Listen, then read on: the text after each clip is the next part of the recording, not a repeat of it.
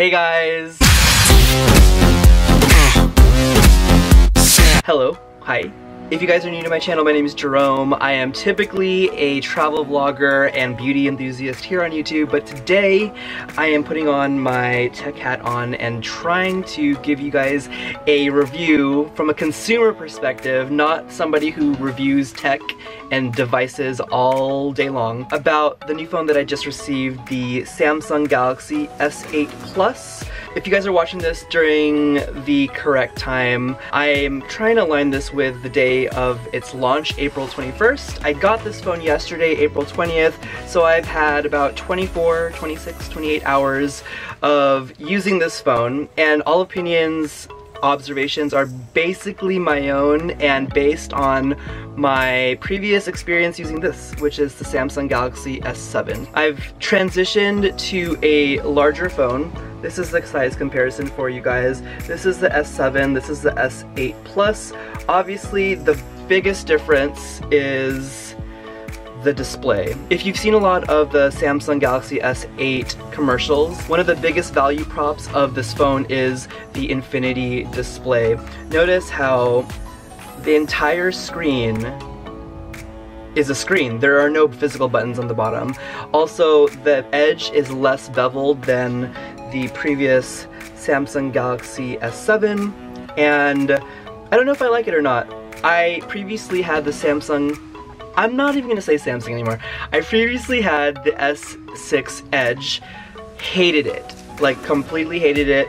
I felt like the edge was super sensitive, and when I held my phone, I accidentally touched a button or clicked on something that I didn't intend to, and I was told that with this S8 Plus and even the S8 that they have made a lot of improvements based on that. Don't know if I can tell or not, simply because I have been using a case that I got from T-Mobile. It really has improved and helped me from touching the edge of the phone. When you start to onboard yourself onto the phone, they give you a lot of different options that you can choose when using your phone, and one of them is the video display. You're able to get a more enhanced version of video. It just looks more vivid and saturated on screen, and I think that's a plus if you are like me and you are on YouTube a lot and you watch videos on your mobile device pretty frequently. That's a plus. Another thing that I have noticed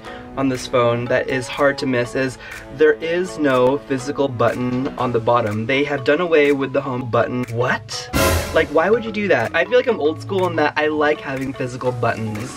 And now it has been replaced with a button on screen that you can push, and there is a vibrating kind of feedback that acts like the home button. So even though there's no physical button here on the bottom, you can actually push and then it'll open and turn on the phone. From the previous S7, the home button did a lot. Obviously, the home button helped to open your phone if you decided to use the thumbprint security.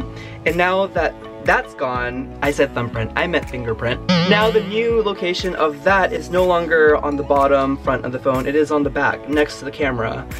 I'm not sure if I like it or not because I have been playing with my phone and it's been a little bit harder to hold the phone in the right angle so that you get it, but when you onboard yourself into the fingerprint security, make sure to hold your phone like you would normally. But that being said, I don't mind the fingerprint as much as their new iris scanner. I tried it, I did not like it. It was kind of creepy. You know when you decide to turn on your camera and then all of a sudden you got a big picture of yourself like with double chin and droopy eyes?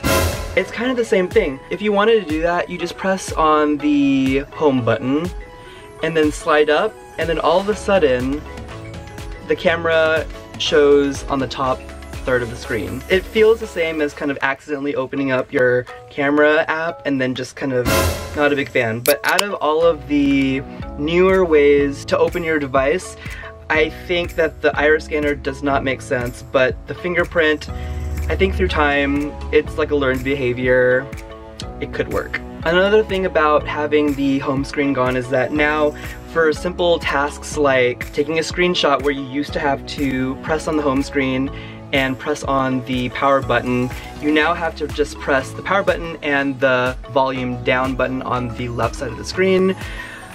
Sometimes it works, sometimes it doesn't work nicely. If you press both at once, sometimes it thinks that you're trying to lower down the volume, and then the lower down the volume dialog screen pops up, and then you accidentally screenshot the thing that you wanted, and then on top of that is the volume screen, which is really awkward. If you're like me and you just kind of put your hand on your phone for no reason, the home screen previously, if you held on the home button, it would open a Google Assistant app. And now if you put your finger on the bottom middle of the screen where the home button used to be, you could accidentally open up this. And this is the Google Assistant app. I'm not sure how many times I accidentally opened this throughout the day, but it's probably more than 20.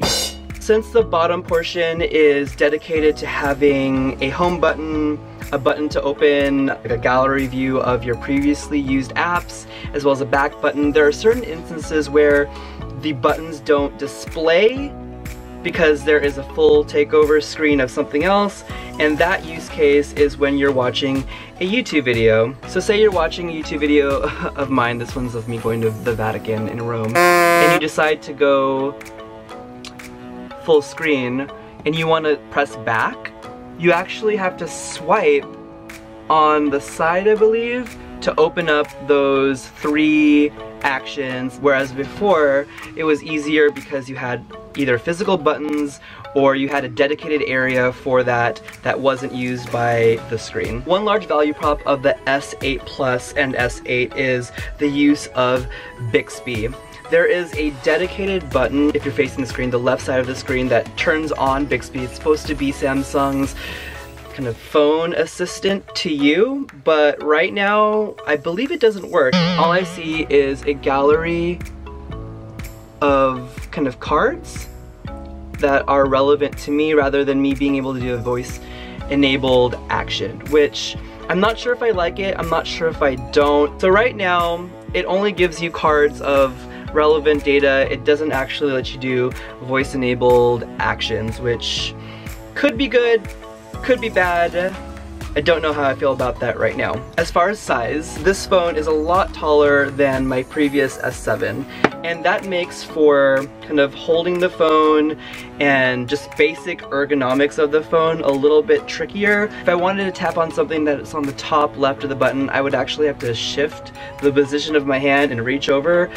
If I'm holding something on one hand and I need to do something with the other hand on my phone, it's a little bit harder. But in general, I think I would just have to get used to holding this phone and it being a larger size. Albeit, I do like the size when it comes to watching video and rich content. I think this is a great size for that. So if you're considering going from a smaller S7 to a larger S8 Plus, I would consider it if you want to see richer content on a larger screen. The screen display is really good. I will say that the beveled edges on the side really provide a nice touch for kind of the overall aesthetics of the actual phone. I would not get it if you just like having your buttons. That being said, I've only used this for 24 hours, and ever since then I've been slowly getting accustomed to it, so it's a matter of just getting used to it. That's it. I hope you guys enjoyed this video. Don't forget to give this video a thumbs up, even though it is not your traditional, formal, super detail-oriented video. Just give it a thumbs up because you like my personality. Videos coming up. It is less than 1 month away from my Asia vlogs. As a reminder, I'm going to 3 countries within 2 weeks next month. Going to the Philippines in Manila, spending 1 whole week, maybe a little bit longer than a week, in Tokyo, Japan, and then the last leg going to Ho Chi Minh City, Vietnam. If you've been to any of those places, please let me know down below. If you have any recommendations to give to me, it would be really appreciated because I'm still trying to plan my trip right now. I will see you guys later. Talk soon.